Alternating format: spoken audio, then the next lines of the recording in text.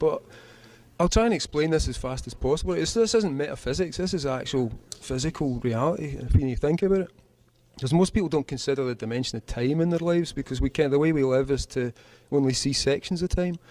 So to try and explain it as quickly as possible in a way that everyone will understand. Right, you stand here in front of me with your microphone, but in order to get here you had to come through that door. So can you point to coming through that door? You know what I mean? In order to get here today you had to be 10 years old. Can you point to being 10 years old? No, you can't, because in the way that we experience time, we can only see it in memory. We can't actually go there, even though we know there is a place called the past, where all this stuff happened and where all those old comics came from and where you as a kid live. You can't go there. You can't even point. You can't show me a direction where the past is. But think of yourself as the leading edge of you, right? This is you right now. You're moving forward through time. But behind you there's all these different versions of you going back and back and back. And same for all the guys in here, same for me. I go back through that door. Now imagine you could see that in time. It wouldn't just be a guy with a back and a front, it would be a long trailing thing. Yeah, right, and it contains all of you, and it's got all these arms and all these eyes, and it moves backwards through the door and backwards down the stairs, and it's getting younger all the time through that trail. But like I say, we can't see that, but if you could see it, it would look like a huge snake. And it would keep going back, and there's lots of those snakes, and they all weave together. Every one of those kids running about, everyone here all starts going backwards through time. And eventually you get to be 1 year old. Somewhere in time you are right now 1 year old, because if you were not 1 year old you couldn't be here today. Sure. And that 1 year old then disappears up into his mother's womb.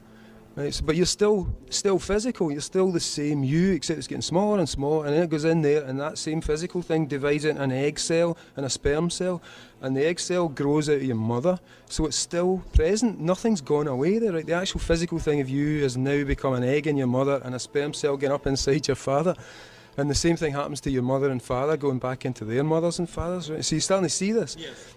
And you take it right back, it's like everybody in the human race goes back to the same human root, and then somewhere along the evolutionary tree we're joined by apes, but it's all still one thing. The tree is the one thing, and the tree is rooted in 3.5 billion years ago in the ocean, which was when the first living cell appeared and started to divide. And as I said in there, the first mitochondrial cell, the DNA cell, is still dividing inside your body right now. It's immortal. It's never died, it never went anywhere, it just keeps dividing and making more copies of itself in all living forms. So what we actually are is this amazing divided single cell, which has grown itself across 3.5 billion years into a gigantic, imagine, I see it in my head as like an anemone made out of people and bodies, and so we're the leading edge of the smart part of it, because we can think better than most of the other animals. We've got a kind of way of connecting. Speak for yourself. Yeah, well, I'm watching. I'm the anus. I'm the anus. Remember. Even anus can think. You know, I can see it happening. I can see the thoughts churning over there.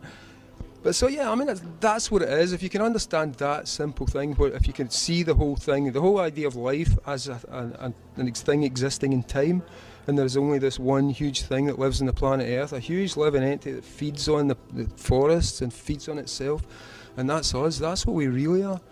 And if you can imagine yourself right now on your body, right, the skin cells come off and die, like millions of them all the time. Every 10 seconds you're losing like millions of skin cells or whatever it is. Can't remember the exact number.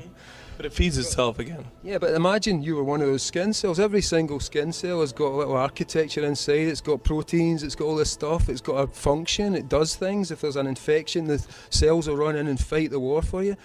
So imagine how it feels to be one of those cells, you know, in your body. Does it think the way we do? Is it part? So I'm thinking of we're like that on the big body.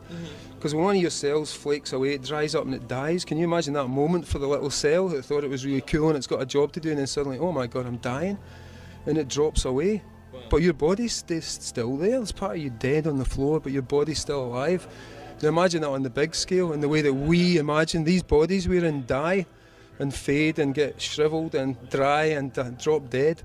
But the actual living, the big living thing never dies. It hasn't died yet. It just keeps renewing itself, and we're the cells that allow it to renew itself. And I kind of believe that what we call consciousness, that sense that we can all think and share thoughts, is actually how the big thing thinks. And we're kind of in the river of that consciousness when we're alive. You know, when we die, we leave it, but it doesn't die. It never dies. So I kind of see it as nobody ever dies on the planet, really.